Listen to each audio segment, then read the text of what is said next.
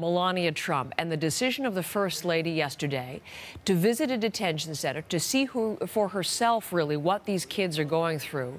It was meant to be an offer of support, but her gesture completely overshadowed by her jacket. Where does that stand this morning?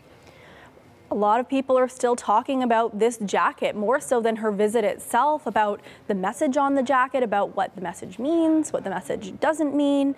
And there's the message: I really don't care, do you? This is what she wore. You can see getting onto the plane. She also wore it getting off of the plane. She did not wear this jacket, it's worth mentioning, when she was actually visiting with those children, but it sparked immediate backlash given where she was headed. It was called tone deaf. That conversation is still going on. Here's part of that.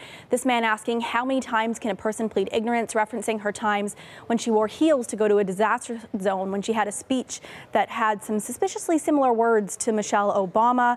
Another person, a writer with Upworthy, actually started a campaign. Now she started a website where you can donate to groups that are helping immigrants all at once. Now, as for Melania Trump's communications people, they say we're all reading far too much into this. They say it's just a jacket, there's no hidden message, but her husband, U.S. President Donald Trump, seems to contradict that. He says, I really don't care, do you, is a message to the fake news media, him saying Melania has learned how dishonest they are and she no longer truly cares. So we don't know what the message did or did not mean. There's certainly still a lot of debate this morning going on about this jacket.